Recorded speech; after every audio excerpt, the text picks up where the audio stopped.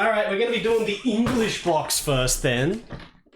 I'm guessing there's just a lot of English people in chat or something, or someone's cheating. I don't know. I would have thought that the bloody Japan box would have won, but no.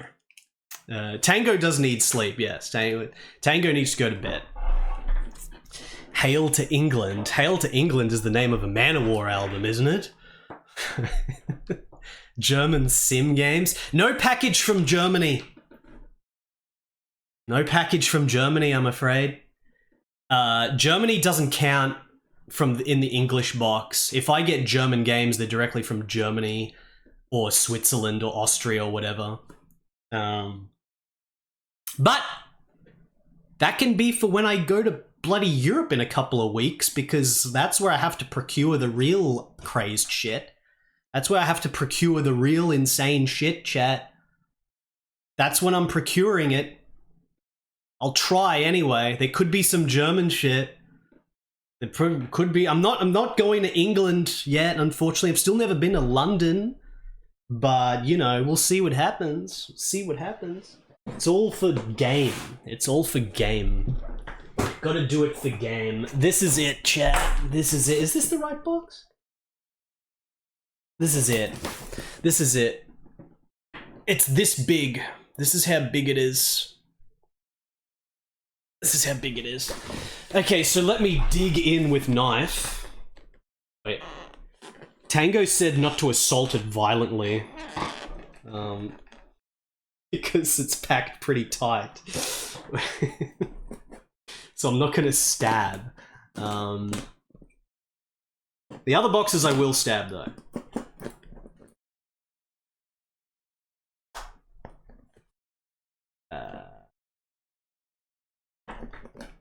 Oh man, this is requiring some special. Alright. Alright, that's not digging into a thing. Good. Good. Oh. Alright,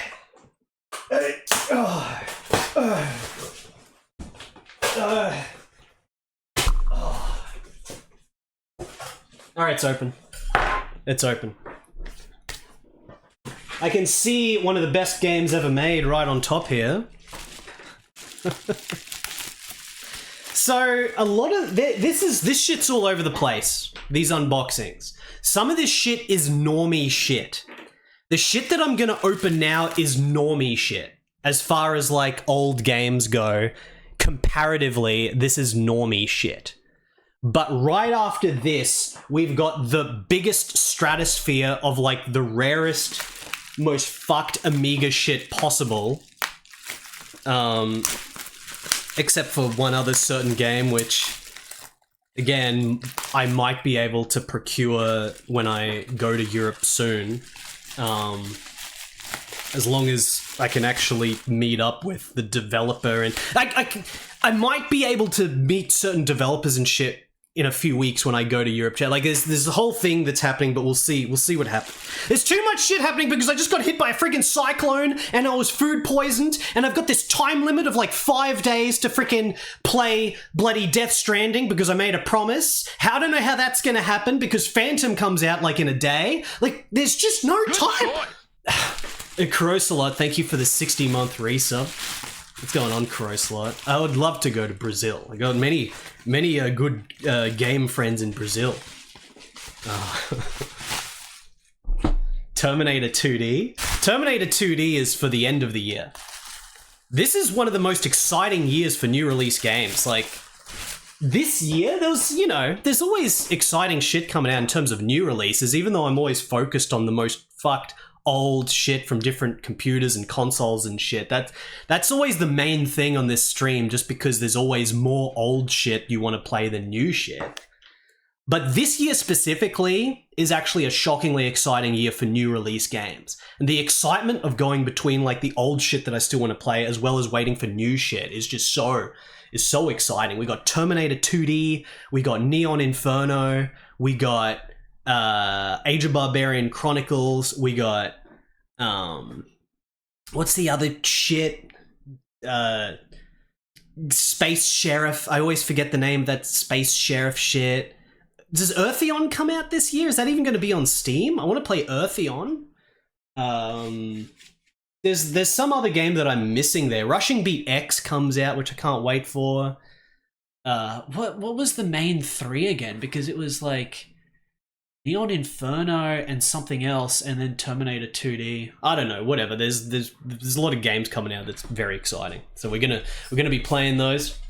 We're going to be playing all those as they come out, but there's also a million old games to play for maximum excitement. Anyway, Scramble Vice, that's it. Yes, Scramble Vice, Nocifer.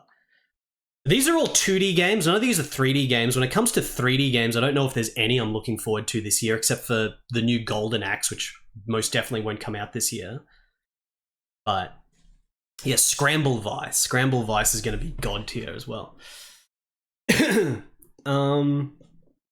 Okay, I got a boxed copy of Time Commando.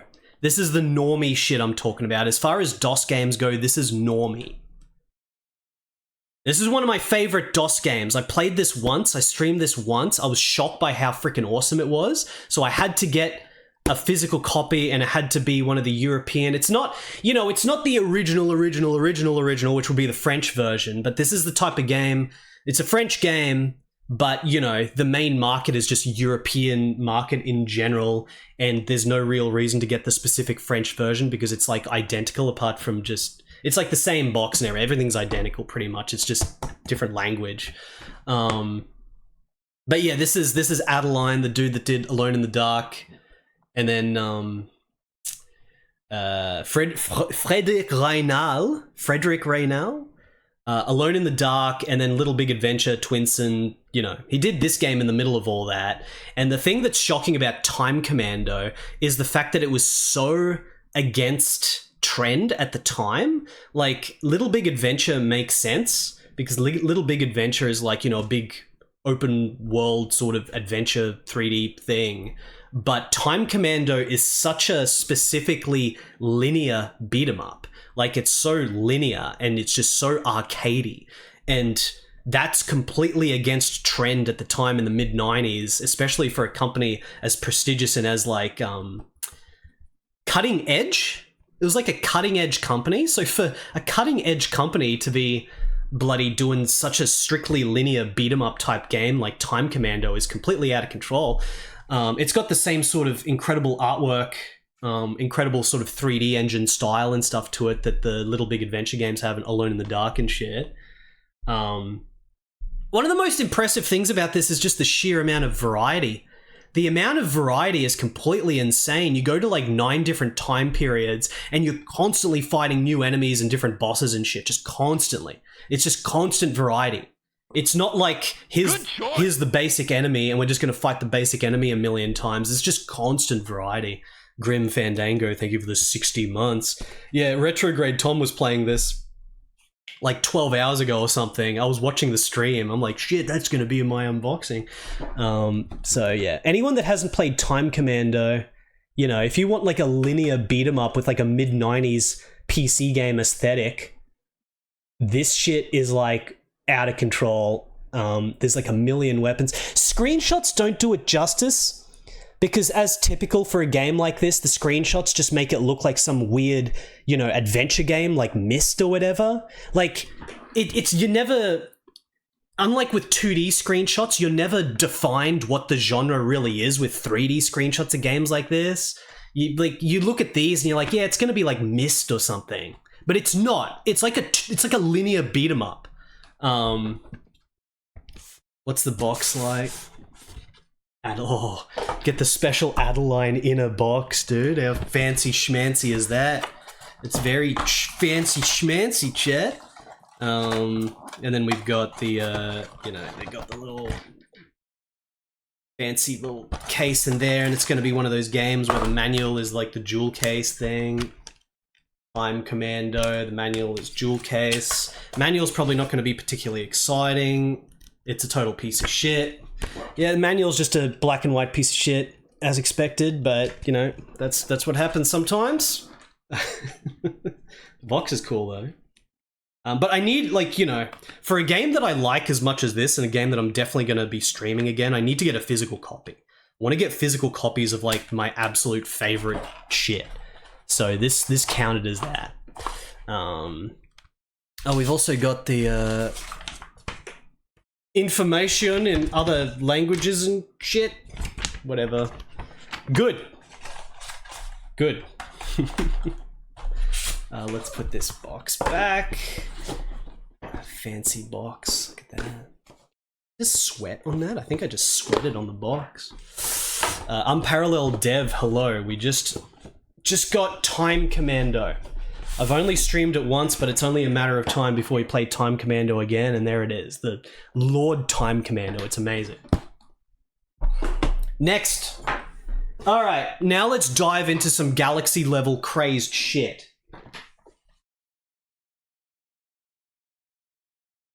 Extremely galaxy-level crazed shit here. Alright. So these were all in one set. One sort of, auction where there was a dude that clearly didn't really know what he had. He was just putting all these as a set. There's like, the only thing that's consistent about this is that they're all ultra budget games. And they all come in these tiny boxes. So he put them all in a set. Little did this guy know that it's got two of the rarest Amiga games in existence in here.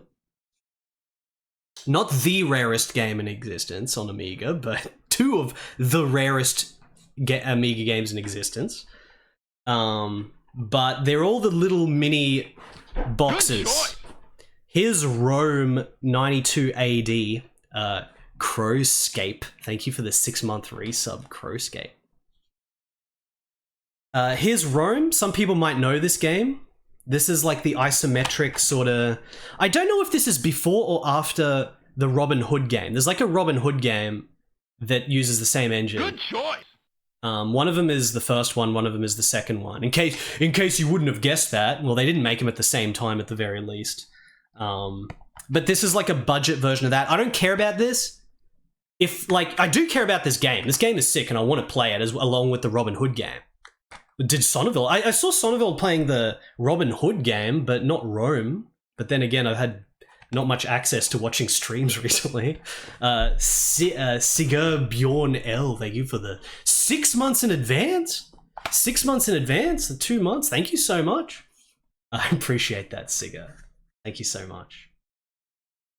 So I don't care about this because I only care about the proper big box release of this game. This is just the little budget. This is the little budget release.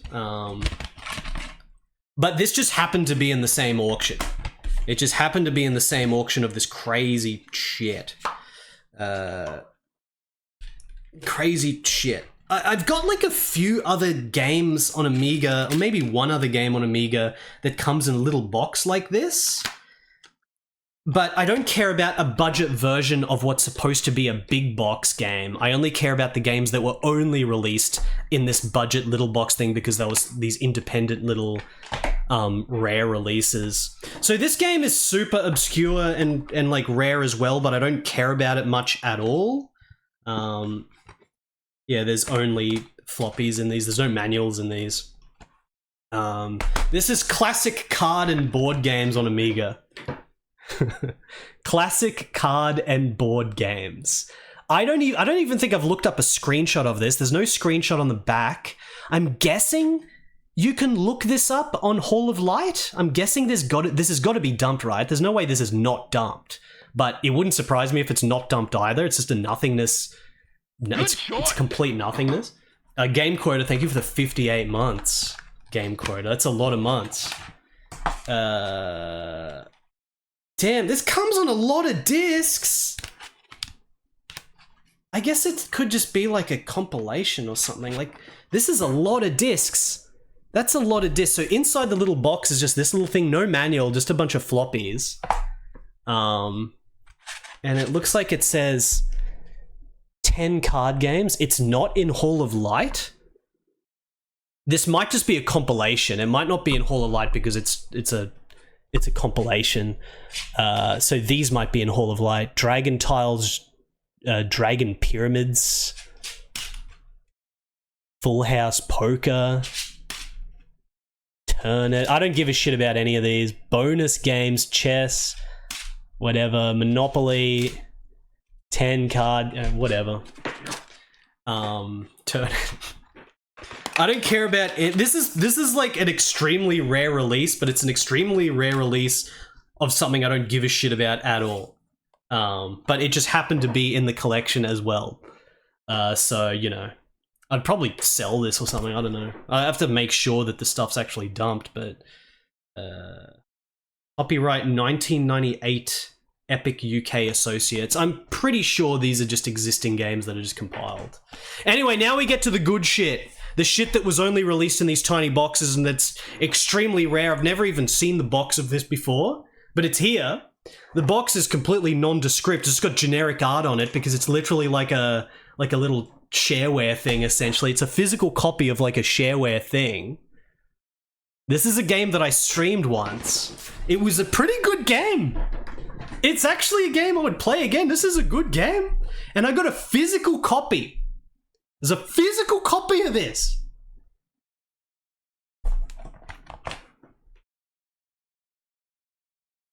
A physical copy of Lost on Parrot Island. This is a physical copy of Lost on Parrot Island. This is an Amiga exclusive point and click adventure game where you're lost on Parrot Island, and it was actually pretty charming and fun. I didn't think that it was ever released in a box. I thought that it was only like a public domain or like shareware thing.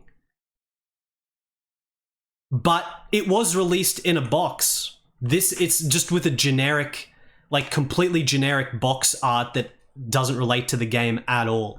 And inside is just... Oh, it does have a manual? Oh, we got 2 little pink discs. Look at this. The pink discs. Frank Otto. Remember when we looked up pictures of Frank Otto and the pictures of him were completely out of control? I remember that name now, Frank Otto. The dude looked totally out of control, the developer of this game. So 2 discs, and there's like a little paper insert. Yeah, there's a manual. There's a little shitty printed manual. So this is, you know, there's nothing exciting about this packaging at all. But the fact that it's a physical copy of Lost on Parrot Island is insane. Like, I don't know how many copies of this would have been produced. It was probably under 1,000, probably under 500. This is, you know, this is late Amiga as well. This is like 1997, 1998 or some shit. So it's a physical copy of Lost on Parrot Island. It exists. It was released. Like, which British stores would have even stocked this? Or I guess they wouldn't have stocked it. It would have been mail order only, right? It would have just been mail order. It's a thing that exists. It's shit. It doesn't even have box art, but it's a thing. So now, next time, or at any point in the future when I decide to talk about or play Lost on Parrot Island again, I can back up the fact that it was released in physical media. But now we come to the main event, chat. Now we come to the main event, the game which is the main reason I got this auction. This was just a plus. This was a plus. I didn't even know that there was a physical copy of this, and I'm like, well, you know, that would be sick to have.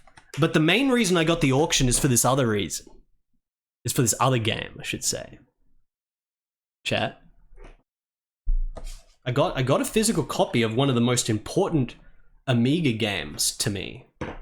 A game that's, you know, mechanically it's kind of terrible, but the game is incredible. Like, it's legitimately an amazing game because graphically it's amazing with the graphics by Colin Swinburne, one of the best Amiga pixel artists. Graphics in this game are shockingly amazing. And even though the gameplay is weak and you just spam like one move to win everything, the feature set and the secrets and stuff are amazing, so it's really satisfying to play through it. And that is, of course, I got a copy of Master Axe, chat. I got a copy of Master Axe. I've only seen this on auction like twice before, and the boxes were all beat up. This is the best condition Master Axe I've ever seen. Extremely rare game, because no one bought this. This, of course, was delayed many years. It was produced almost entirely by Neil Axe himself. And it was like actually a pretty legit production that was supposed to be released years before this was released. But the team broke up and they lost like the programmers and shit. But the art was all done, all the shockingly high quality art. Like art that's literally... You know, it's like that Italian fighting game. There's a few very specific Amiga fighting games where the art quality with the pixel art is in many ways better than some of the best Japanese examples. At least in terms of static art. Like, in terms of animation, it's not the case at all. But in terms of static backgrounds and shit, this shit is like beyond SNK in some ways. You know, SNK makes it up with the animation, the variety, and like all the details and shit, especially in something like Fatal Fury 3, which is still leagues beyond anything else like this. But for like a little game made by like two British dudes, essentially, the art quality is just shockingly amazing with the backgrounds and stuff. Like, if we look at the background, you can see, like, the shit is insane. Of course, the gameplay is barely existent. But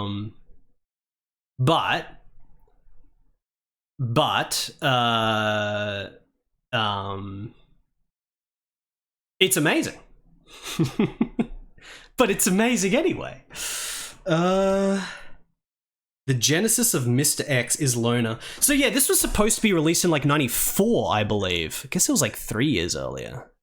Got the Islona logo there, but yeah, there it is.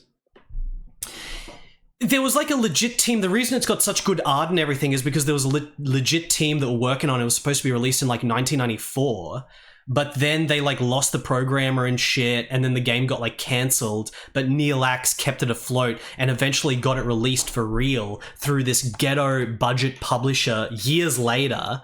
And the game is just barely scrapped together with like, they got like a programmer to just finish it, and the programmer basically just sealed off the game. Essentially just doing the bare minimum to make it a playable game from beginning to end, even though it's definitely not finished. That's why, like, you know, you look at screenshots of this game, you look at footage, and like the UI at the top for the health bars and shit is like so fucked, it all looks like placeholder, even though the pixel art's so amazing. Because it's like, it's not a finished game. It's just a game where like a programmer sealed it off to make it actually a thing that you can play, but it's by no means finished. But it's still like, you know, it's still so feature packed. Like the spirit, you know, I'm not going to get into it now for anyone that doesn't know like the story of Neil Axe, who was like a real dude, and he has this like bogus, he's sort of like a bogus sort of martial artist in the same vein of like Frank Dukes and shit, in the sense that, you know, I don't want to say he's not tough or anything. He could probably beat the shit out of us. But he's like got this story that he tries to commercialize or market in the same way that Frank Dukes did it for like Bloodsport. But the story that Neil Axe had is just so shit. Like the story of them doing the bicycle ride around America. But then when we looked into it more, it's like most of the time they weren't even in bikes. They were actually had cars, and they were only just driving around to certain spots and getting out on their bike for a little photo shoot and shit. Like it's all the most bogus nonsense bullshit. And like, even if it was real, it's not even that good anyway, because it's just bicycling around America. But they've got this bogus story about having to fight dudes that were trying to stop him and shit. It's all, you know, it's totally insane, dude. It's totally insane. But nonetheless, Neil Axe was determined, and he didn't really have a good judgment, I guess, on what would actually have appeal or marketing potential, because releasing an Amiga game in 1997 after the original, you know, it was already a game that was late in 1994. The Amiga was already dead. So the fact that he, you know, used his own money, look at this.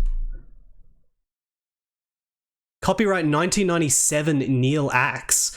Like, he owns the copyright and shit. Like, the fact that he was determined to get it released and paid these programmers and shit to get it released in 1997 is insane, because how much would this have sold?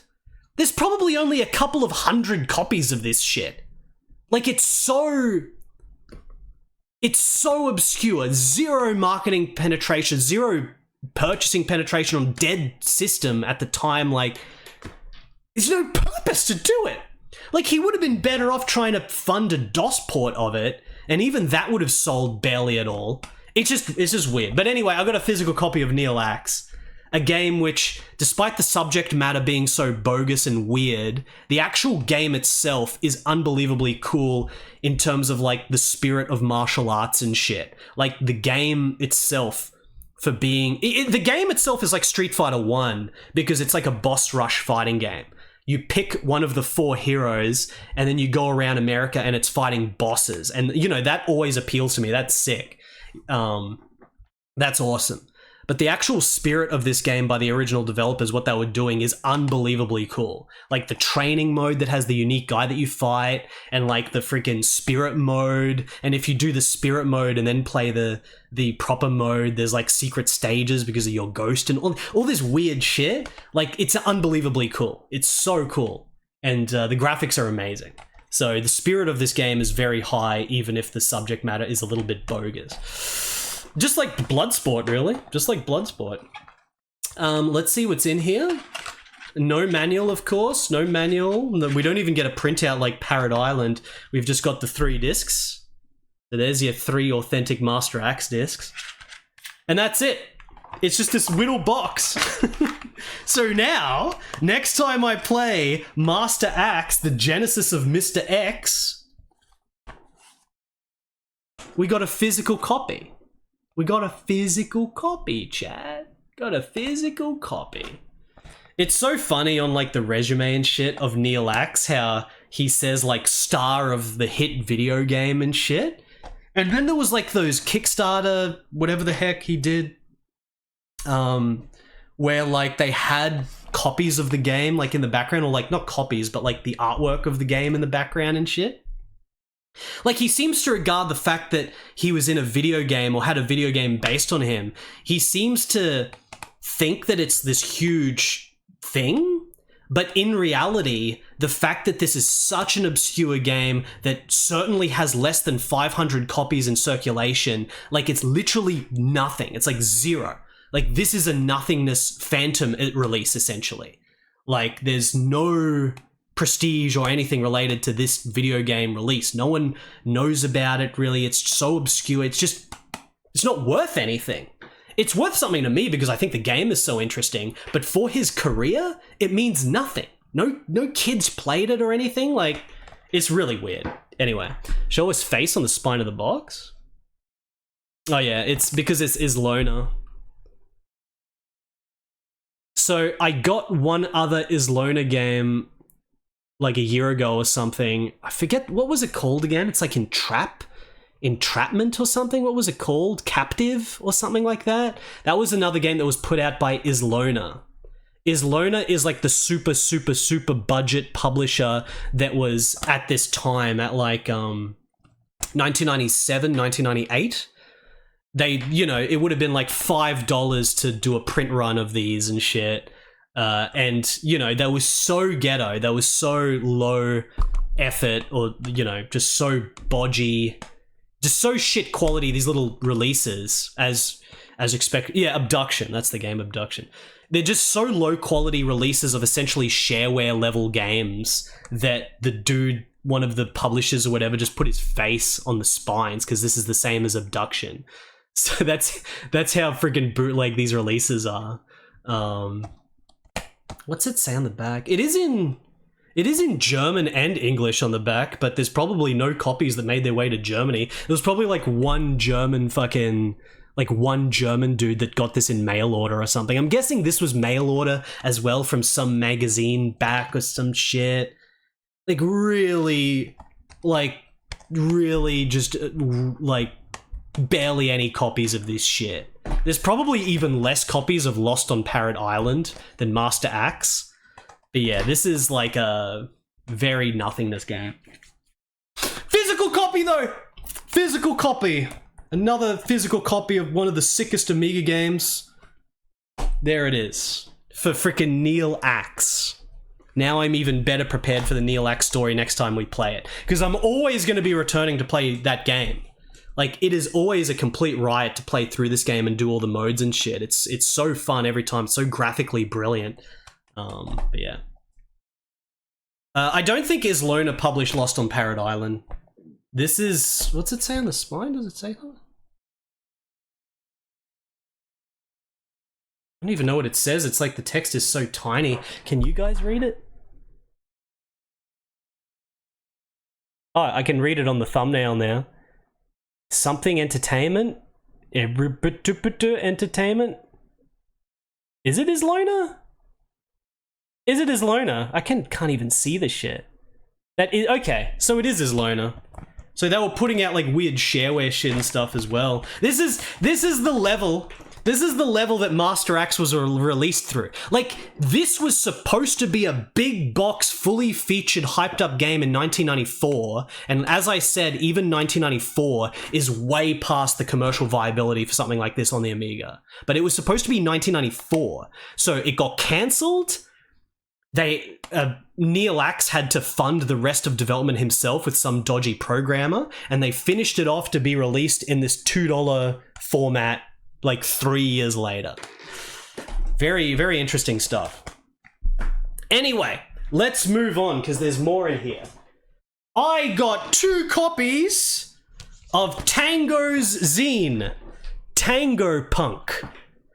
Guys, freaking advertisement snuck in here.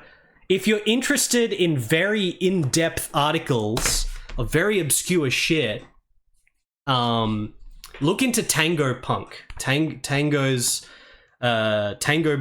zine, which is always filled with articles of extremely detailed shit.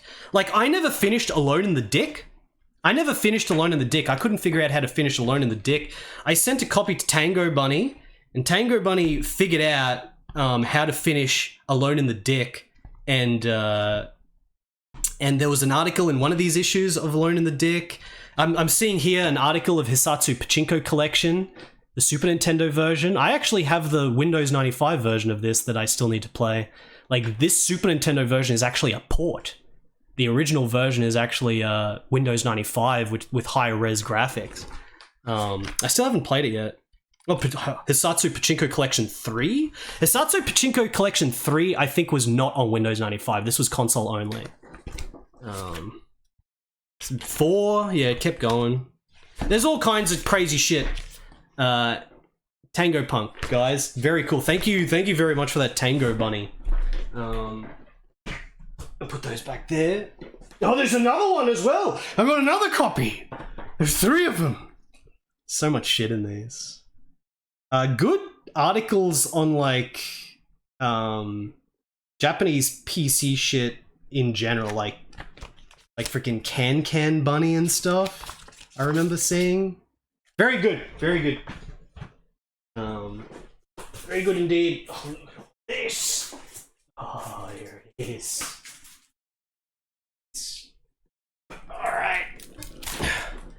All right, chat.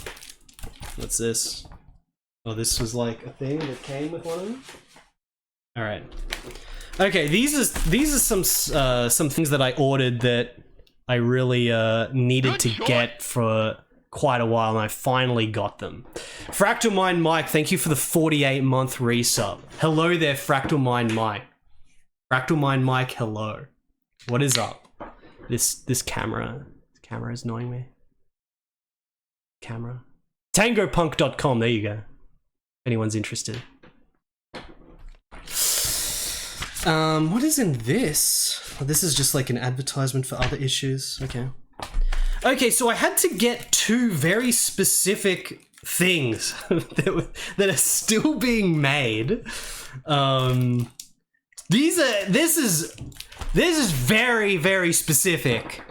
This is very, very, very, very specific shit here. This is the Twilight Zone of game shit. for stuff that you would think is like unfindable now, but it's actually fully available. I had to get issue 10 of Sam Revival magazine, issue 10, and issue 16. I had to get issues 10 and issues 16 of Sam Revival. What is Sam Revival magazine? These are from 2006 and 2004, by the way. 2006 and 2004. These are magazines... Dude, this freaking... Okay, let's just do that. Alright, good. These magazines are enthusiast magazines for the Sam Coupe. Good choice. Does anyone have a Sam Coupe computer? It's for the Sam Coupe. Coupe. I don't know how you really say it. Dante, thank you for the 17 months. Dante, how's it going, Dante? The Sam Coupe. It's related to the ZX Spectrum. It's like the Amiga of the ZX Spectrum. It's like if you go past ZX Spectrum and then you go into Atari ST Amiga territory, there's the Sam Coupe. It was purchased by approximately maybe about 5 British dudes, bought a Sam Coupe, and they're enthusiastic enough to make magazines to this day. The Sam Revival, it's like samrevival.com or something. They still sell them. They still sell these. I just specifically had to get old issues from 2004 and 2006. Because the Sam Coupe has a library of about 40 games. Not many of those were commercial, by the way. Not many of those were commercial. Rama Blue, thank you for the 27-month resub, Rama Blue. Not many of them were commercial. I don't know how many commercial games were released for the Sam Coupe, probably like 5. Like, this is one of those, like, this is, you know, if you're gonna look at weird British computers that had very small game libraries, like, the Acorn Archimedes is infinitely bigger than this. Like, the Acorn Archimedes had a decent scene of like a good 100, 200 games released for it. This is like 5 games. This is a computer that had like no scene really. Phenomenon, thank you for the 6 months in advance. 12 months. The Sam Coupe. The Sam Coupe Phenomenon. Look at it. The Buffy, of course, had a Sam Coupe as a kid. So anyway, what I'm trying to say to simplify the story is that there's 2 games for the Sam Coupe that I want to play. There's only 2. I've gone through, you know, you guys know me, I'm obsessed with games, so it doesn't matter what system or what console, I've already harvested entire game lists of all the shit so that I can know what there is in case there's shit that I want to play or barbarian games or whatever. You know, I already harvested all the shit. And there's only 2 games on the Sam Coupe that I want to play, and they happen to be games that were released on the cover discs of these. So the games that I want to play on the Coupe are not games from like 1990 or 1991 or something. They're actually user-made games from like the late 90s, essentially. I think both of them are late 90s. One of them, well, the one on this, I think, is like late 90s. Oh wait, no, it's the other one. They were like enthusiast games from the late 90s or early 2000s or whatever, but then they're released later on these magazines that are just for enthusiasts in like 2004, 2006 and shit. It's not actually when the games came out. The games were a little bit earlier because they were like mail order shit that no one bought in like 1997 or whatever. Broke Zach Mountain, thank you for the 16 months, Broke Zach Mountain. Try Predicus. Thank you for the 63 months. All the shit, try Predicate. Pixel Turkey, thank you for the 23 months. How's it going, Pixel Turkey? Playing Star Wars Droids at the moment, which I've never played. Reminds me of Star Wars Gungan Frontier. So anyway, what are the games? What are the 2 games that I want to play on this computer that no one bloody bought? One of the games is called Colony, I think. Yeah, Colony. Here's a screenshot. Colony. It's like Utopia. Isometric sci-fi city building game. It's like Utopia. It's probably shit, I don't know, but it's the type of thing that I immediately need to play. Like, I know, like, you know, I'm very specific with what I know about all the games and shit. If you were to say, like, what are all the games that have, like, an isometric view that looks like Utopia, like that, like the Gremlin software Utopia, I would, like, obsessively know all of them because I'm so specific with what games I search for and what I keep track of and shit. So, like, this is the reason why I want to play it. It could be a shit game. It could be very minimal. It probably is very minimal. But I gotta play it because it's like, you know, it's a new one. It's a new one that I haven't played from back then. I gotta play it. So it's on a floppy in this. Butt Doctor, thank you for the 73 months, Butt Doc. Thank you, Butt Doc. How's it going?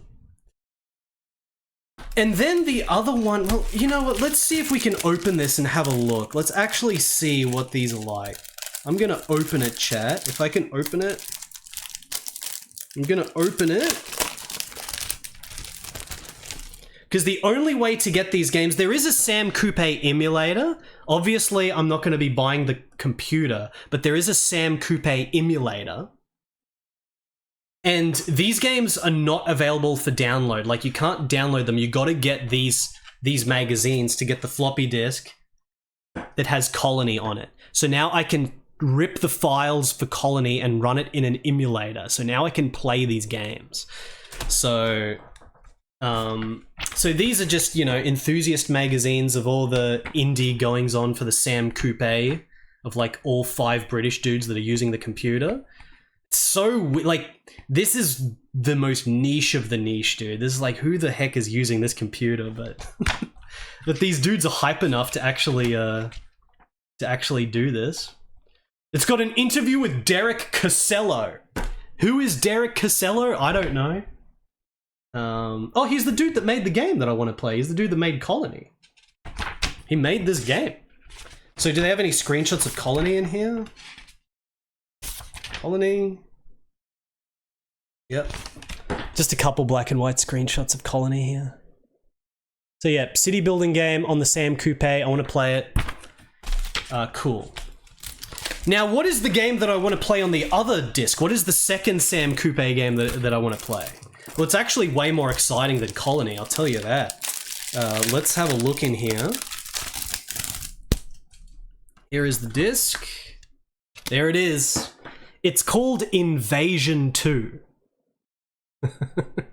It's called Invasion 2, which is the most generic sounding name for just the most generic throwaway nothingness, like just indie British developed shareware piece of shit that's probably shit. But that's not the case, chat. If I can find potential screenshots in here. Oh man, look. Oh, he's got like screenshots of his other games. Sniper Fight. It's like a light gun game or something. Oh shit, there's like, oh shit, he's got like all his concept art and shit in here as well a little bit. Okay, the screenshot doesn't do it justice because it's a little black and white thing, but this is a screenshot of Invasion 2. It's not a good screenshot because it makes it look like a Load Runner type game or something, but if you look up screenshots of this, if you go to the Sam Coupe archive site or whatever and you look up screenshots of Invasion 2, this game actually looks sick as fuck. This is like a super sick side-scrolling run-and-gun thing. Look, there's like gun. There's gun and shit. It's not just like a maze thing, puzzle, platformer thing like the screenshot makes it look like. It actually has screen-size bosses and shit. Like this. Look at this. He's got the concept art. Like, this is the pixel art. There's a screenshot you can find of this if you look it up. This is like a gigantic screen-size pixel art robot with a dinosaur riding it. And it's like the bosses are like huge, like screen size. It actually looks pretty sick. I gotta play it. There's more concept art of guns and shit. But yeah, this screenshot makes it look like Load Runner, makes it look like nothingness, but trust me, the game looks like insane. It looks pretty sick. So I got that. So now at some point, chat, I'm going to do a Sam Coupe stream, and I can play the 2 games that I want to play on the Sam Coupe. There's 2 Sam Coupe games I want to play, guys. There's 2. We got them. Let me put this back in here. Sam Coupe. I think there might actually be one other Sam Coupe game I want to play, but it's like freeware. I think it's like a Slovakian game. It's like a Slovakian barbarian dungeon crawler with a punch-out style fighting system. But I think it's freeware. You can download it from worldofspectrum.co.uk. So there's technically like 3 Sam games I want to play, but I think that's Sam. It's either Sam Coupe or it's like a advanced model of the Spectrum. It's like a Spectrum 200K or something. I don't know. I have to look into it again because I've forgotten the name of the game. I just remember that that game is a thing. It's a barbarian game that I want to play that's ultra rare. Or ultra obscure, I mean. I'm trying to put these back in the plastic sleeve.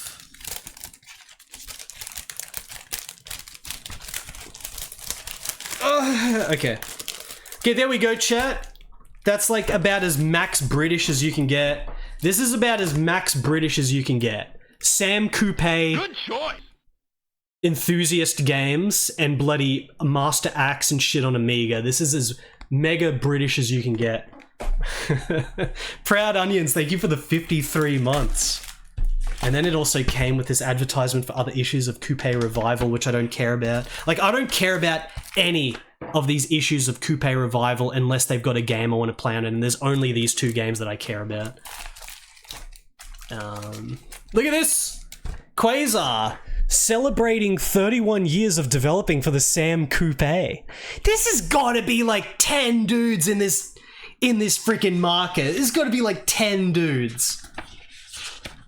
It's got to be like 10 dudes. Like, I don't understand. I don't understand. Because there's no like enthusiast magazine for the Acorn Archimedes, and the Acorn Archimedes was way bigger than the Coupe, way bigger. Like the Archimedes has like a library of games that are unique to the Archimedes. There's like a good 100 or so unique Archimedes games. Anyway, back to big box Amiga action. And I finally got a copy of one of the sickest Amiga games ever made because of its uniqueness and its enthusiasm and its coolness. This is Maximum Amiga.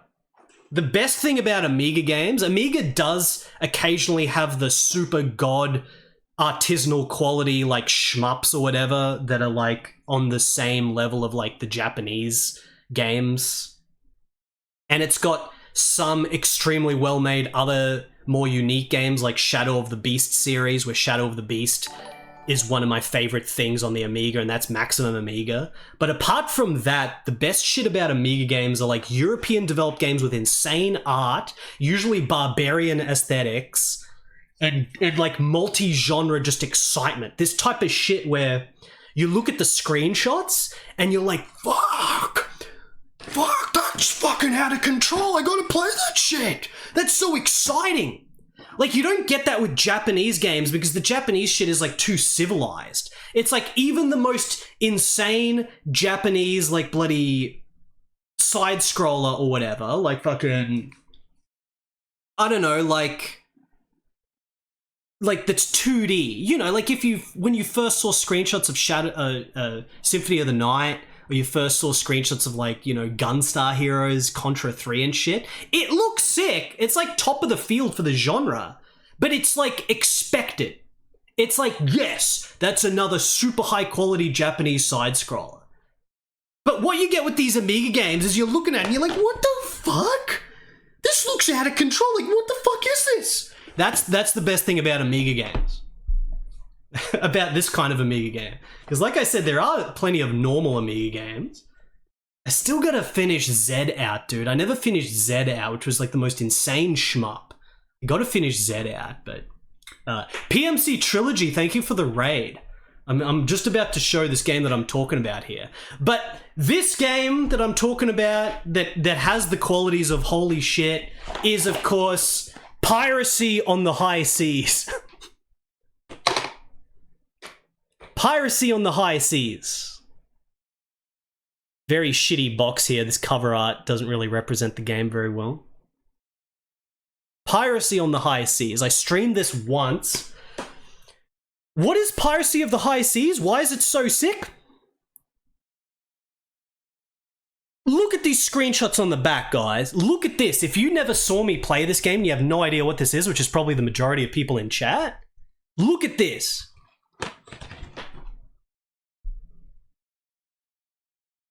Barbarian cutscene talking to a wizard with Conan and big barbarian dude and wizard.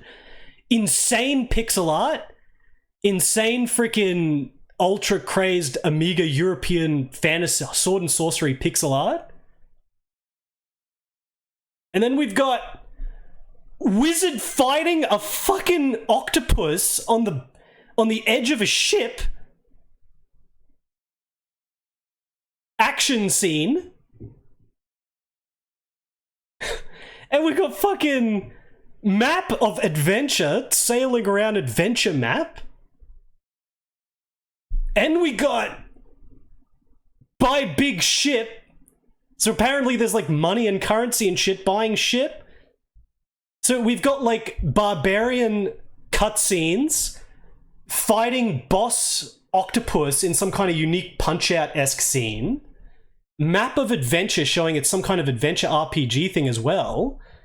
Upgrading your ship, which means there could be trade and like economy in it. And then we've got this scene, which kind of looks like Pirates, where you sail around and adventure.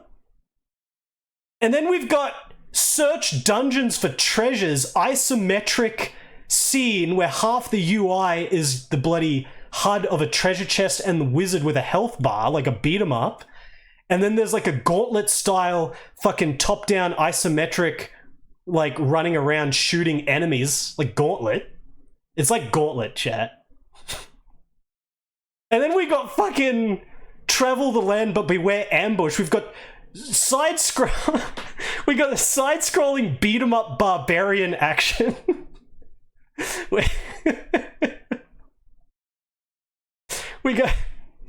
We've got trade in goods to increase your fortune. So we got trading at shopkeepers. And then we've got fight off rogue pirates. So we've got another beat 'em up scene on the ship with literal Conan the Barbarian, not generic pirates, but we've literally got barbarians and shit fighting on the ship.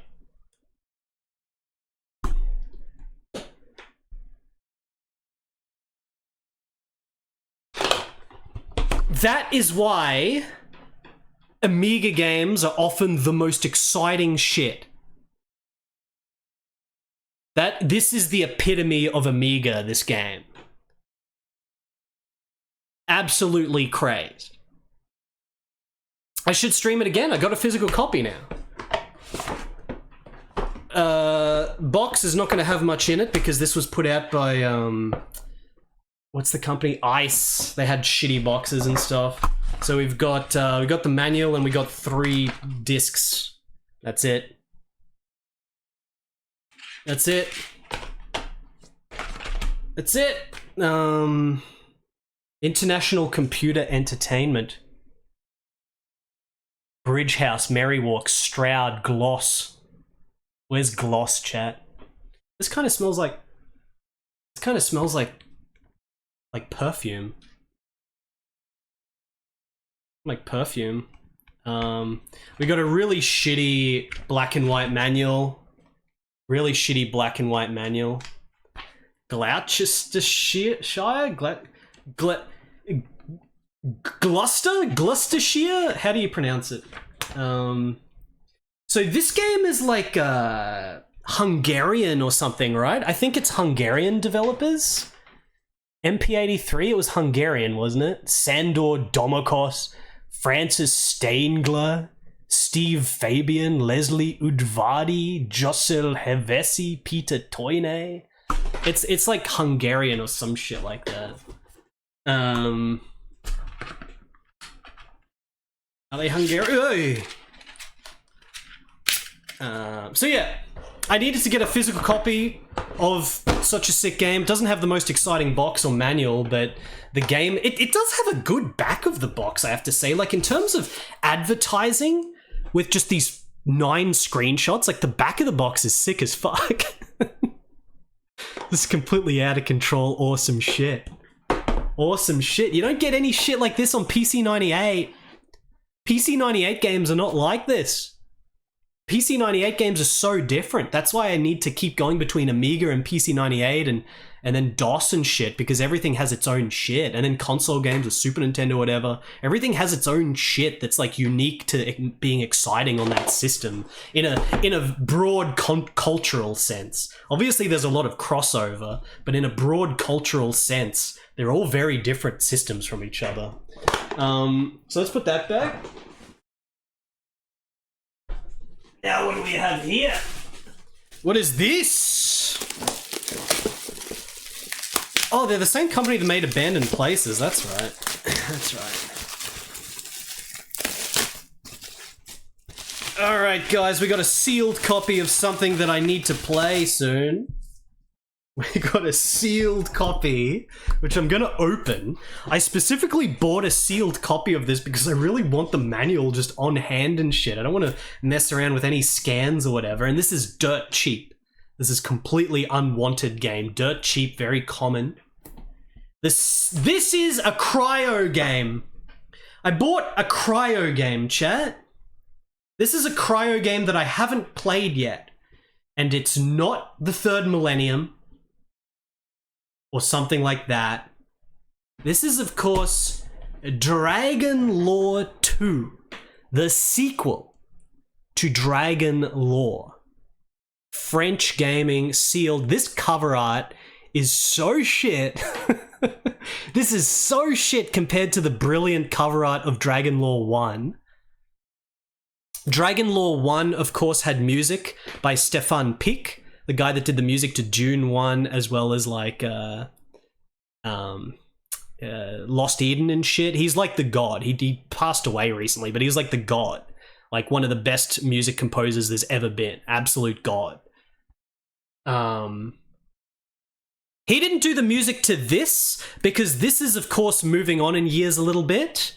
And this is the point where they got another crazed composer, because every composer for Cryo was crazed, just like everything about the company was crazed. We got Stefan Pick, we got David Cage, and for this game, of course, we got Pierre Esteve. Pierre Esteve, who did the soundtrack to this, and he did the soundtrack to Black Moon Chronicles. He's the dude that's completely out of control. Like his music is absolutely fucking insane. Someone link the SoundCloud of Pierre Esteve. Someone link it and we'll listen to some bloody Black Moon Chronicles music. That dude is insane. Even the picture on his SoundCloud, he looks like Jesus. He looks like Moses or some shit. Bolt Vanderhuge, thank you for the 55 months. I still really like Stefan Pick. But, Dragon Lore 2. This is a game. Oh, thank you, Psychic Spoon. I'm gonna bring that up. We'll listen to it in a second. Like the Bandcamp as well. Or maybe it's the Bandcamp that we want. That might be the better one that has links to all his albums and shit. Lord Cryo. Look at his picture. Look at the picture of freaking Pierre Esteve.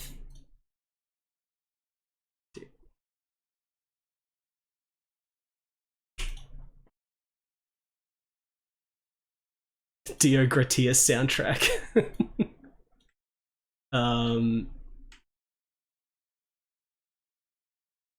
Look at his picture, man.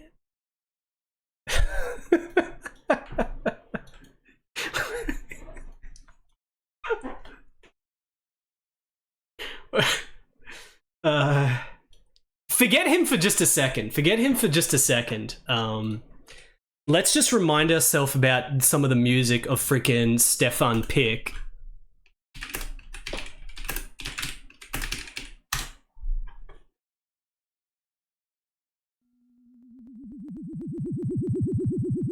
Dude, Cryo soundtracks, Cryo soundtrack.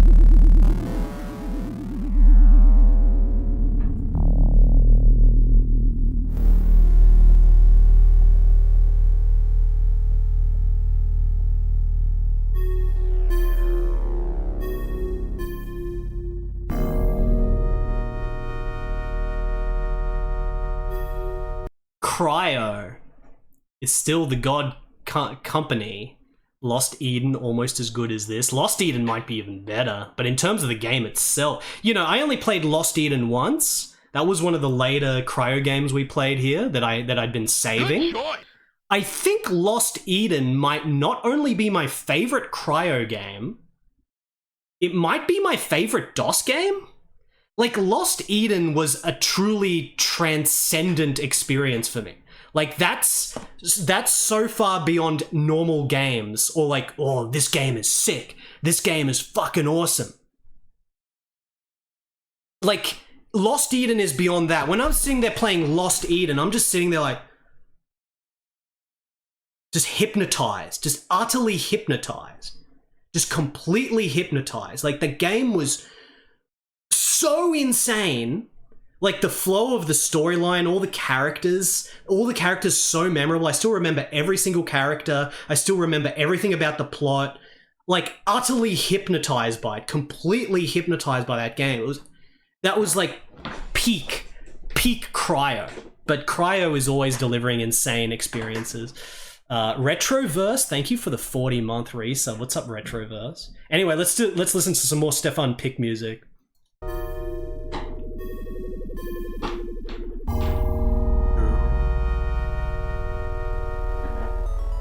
You know, in Japan, there was a PC-98 version of Lost Eden.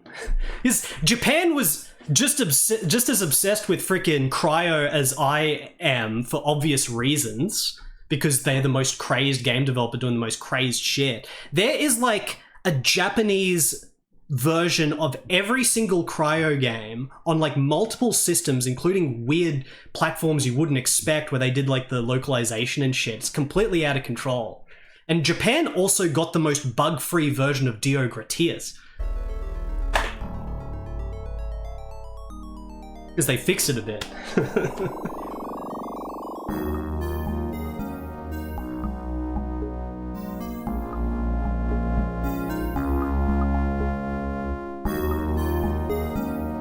Anyway, that's Stefan Pick music. I could get distracted listening to that for ages. But we're going to stay focused on the fact that I got a copy of Dragon Lore 2. Sealed copy of Dragon Lore 2, so I can have the manual and shit. This is the sequel to Dragon Lore 1. Dragon Lore 1, of course, is this sort of game released in the wake of Myst, so it's sort of like Myst, but it's medieval fantasy, and it's got combat in it that looks like Punch-Out, and you're like fighting dudes and it looks fucking awesome, and then you do puzzles and you fight dudes, and it's quite linear and smooth and good. Has the Stefan Pick soundtrack. It's good. Dragon Lore 2 is nothing compared to the impact the first game made. The first game was one of the big hit DOS games. It was like a million seller, just like Mega Race was for Cryo. It was a super big hit. A huge big hit in Japan as well, like most of these games are. It was such a big hit in Japan that there's entire trilogies of other games that are directly inspired by Dragon Lore 1, including the Horror Tour trilogy, Horror Tour, Zedus, Horror Tour 2, and then Labyrinth, Horror Tour 3. They're all directly based on Dragon Lore. So it was a big impact game. Dragon Lore 2, everyone says, is a piece of shit, though, pretty much, that's played it. And I don't want to believe that. I don't want to believe that, because everything about Dragon Lore 2 looks sick as fuck. It's got more combat, it's got the Pierre Esteve soundtrack, it's got more, like, weapons and shit, it's got, like, these big elaborate boss fight combats, because Dragon Lore 1 only has about 6 enemies you fight, like 6 unique monsters you fight, and then that's it. Dragon Lore 2 seems to have all these crazy big bosses and shit. It's got like different combat sequences, like it says there's like jousting scenes, and there's like on a dragon battle scenes and shit. I don't know. It's still like Myst. It still looks like Myst, but there's more combat against crazier shit. If I was to guess, I'm gonna say that it's probably just messy. It's probably like a very messy, rushed, sort of unpolished game in the same way that some of the other Cryo games are that aren't like the mega premium ones, like Aliens, the comic book Aliens game they made, which is a total buggy mess, but it's awesome. It's probably a game that's awesome, but it's just a buggy, messy mess. That's what I'm gonna guess. Good choice. But buggy, messy mess is fine if the game is completely out of control, insane shit. And that's what this game promises to be. If we go on the Pierre Esteve freaking thing, Pierre Esteve, how do I get to his list of his discography? I think he's uploaded Dragon Lore 2, yeah? Dragon Lore 2, composed and interpreted by Pierre Esteve. The soundtrack of Dragon Lore 2 takes you during Werner von Wallenrod's adventures in quest for the Dragon Knight title. My first OST for a video game back in 1995. Pierre Esteve, he did all male voices and choirs, proto-sampled orchestra samples, pan flute, Juno 106 harp, field recording and sound design, big and small percussions, conch, gongs, cymbalum, tin whistle, classical guitar, and apparently also freaking barbarian choir. But where did it? I don't know where it said it, but there's apparently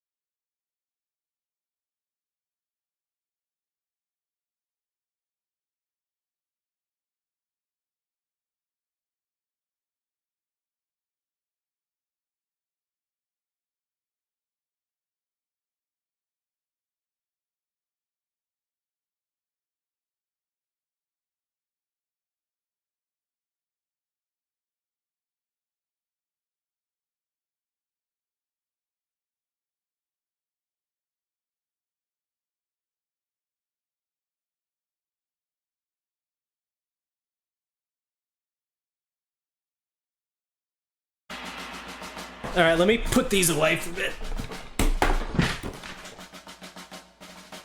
So here.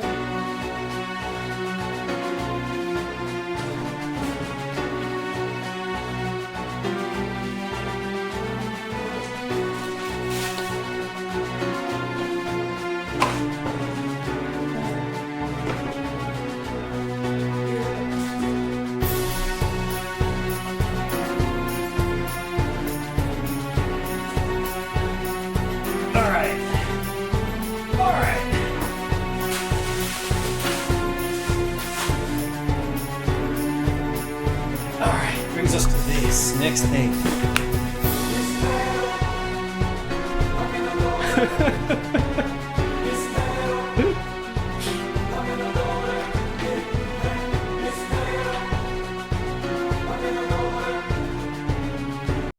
Does anyone think that this music would be distracting while you're trying to play an RTS? Anyone?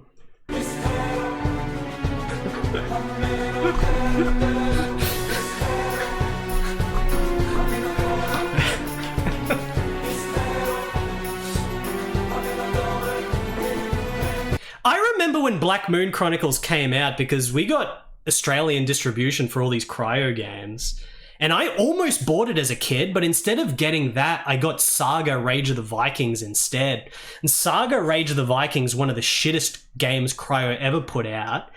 I don't even remember the soundtrack in it. It might not even be one of their main dudes. It was completely unfinished sort of RTS where you build a little Viking village and shit. I kind of want to revisit again, but, you know, it was definitely not as good as other Cryo games, so I didn't get Black Moon Chronicles. I love his descriptions for this shit. Dark symphonic music with drums and choir and mixed choirs to render the titanic dimension of Freudeval's universe. His descriptions in English, it's not even in French, his English description of the game soundtrack shows how serious he took the games and he wasn't treating the games as like lower art or anything. His description of this RTS is freaking dark symphonic music with drums and mixed choirs to render the titanic dimension of Freudeval's universe, because Freudeval was like a comic book illustrator that did the Black Moon Chronicles comic book, and this is like a RTS based on the comic book.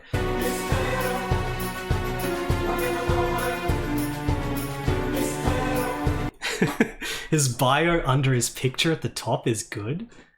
Oh yeah, composer, multi-instrumentalist, sound explorer of the virtual and the real worlds from the early times to the far distant futures. He's the only one that possibly could have pulled off the bloody Dio Gratias soundtrack. Like, Dio Gratias, of course, the bloody, you know, Dio Gratias, what can I say about Dio Gratias? This is when Cryo went so out of control that there was nowhere left to go. Like, they went too out of control. They went more out of control than any other video game developer ever went with Dio Gratias and the Third Millennium. The Third Millennium's a whole different story. The guy that they got to compose the soundtrack to the Third Millennium. Did I ever tell you guys about that freaking rabbit hole I went down? He's got like a freaking performance art website and shit where he's sitting there with like, he's like a 55-year-old dude and he's sitting there like grabbing this like young like 18-year-old model girl for like performance art. She's like naked and he's just touching her and shit. Like, the freaking Cryo composers are so fucking insane. Does anyone remember the soundtrack to fucking the Third Millennium? Holy shit, dude, that soundtrack. The soundtrack to the Third Millennium. Let me see if I can bring up the soundtrack to the Third Millennium, because it's like not on YouTube or anything, but I did rip it, except you have to use this very special program to play it. VGM rips Third Millennium. Is it?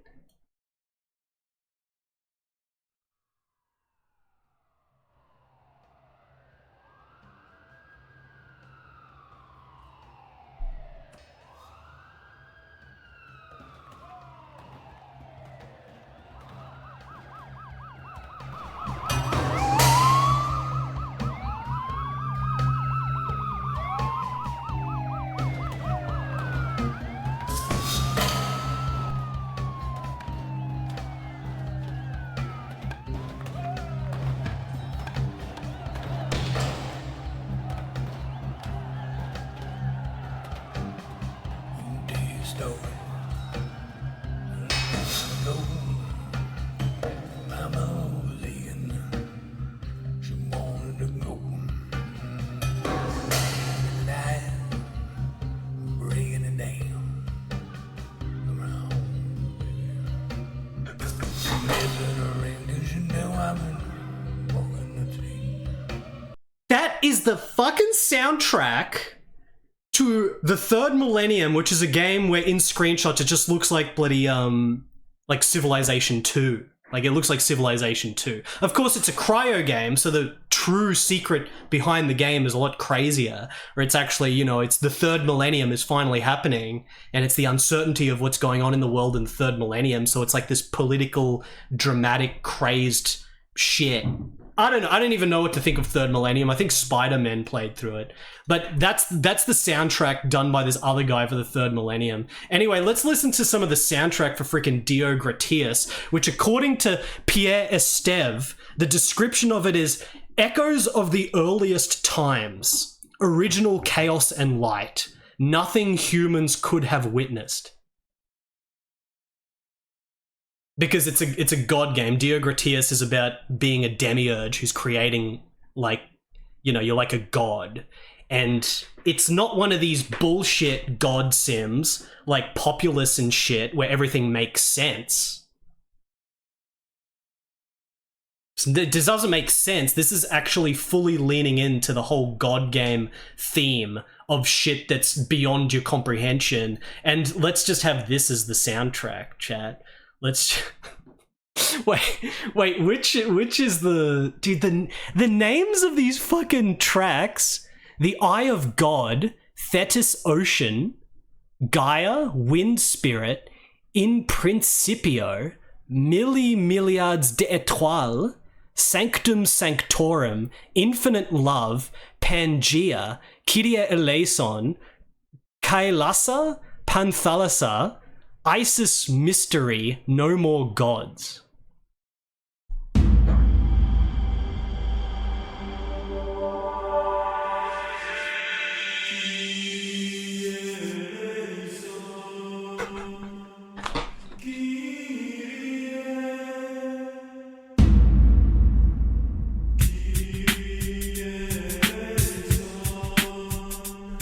By the way, this game is so weird and incomprehensible that you can't play it. If you don't believe me, just try to play it yourself, chat. Remember when I finished this game? Remember when I got the staff roll, chat?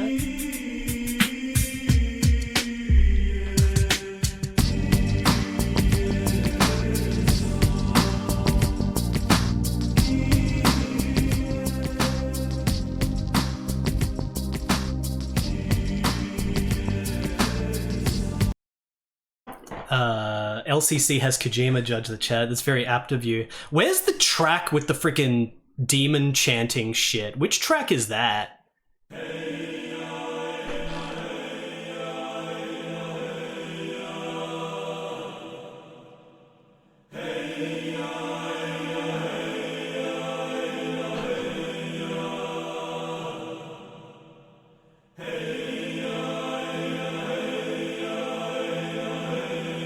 In Principio? Okay, we're gonna listen to In Principio, chat.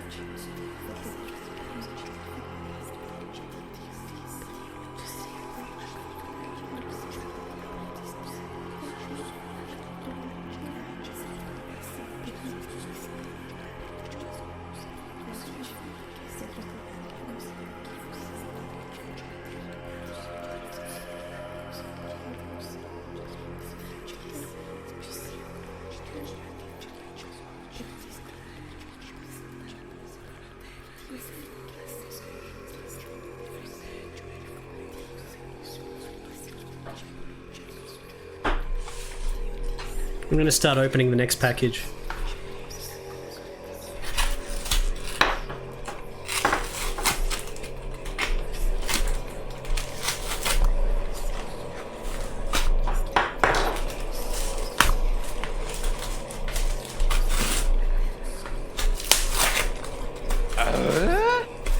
Thank you, Turbo Blazer. Macaw. I went to a used bookstore and there was a huge collection of Japanese laser discs. Tenchai Muyo, Paul Tabor, Record of Lodos War, Flame of Rekka, Escathlon, Legend of Crystania. More shit too. I was in awe. Did you get Crystania? There's a PC98 game based on that. Thank you, Turbo Blazer.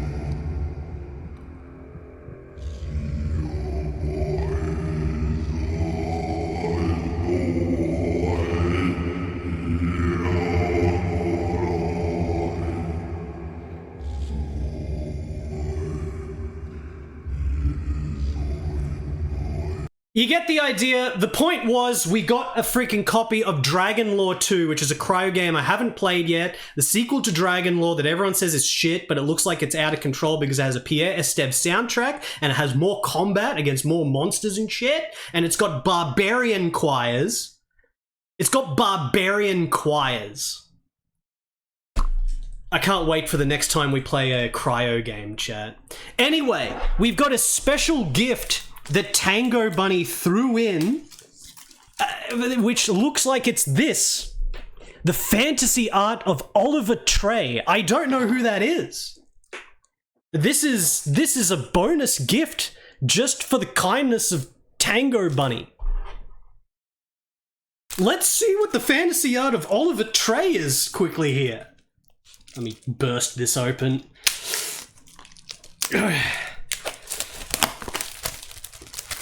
The Crash artist? I don't even know what Crash is.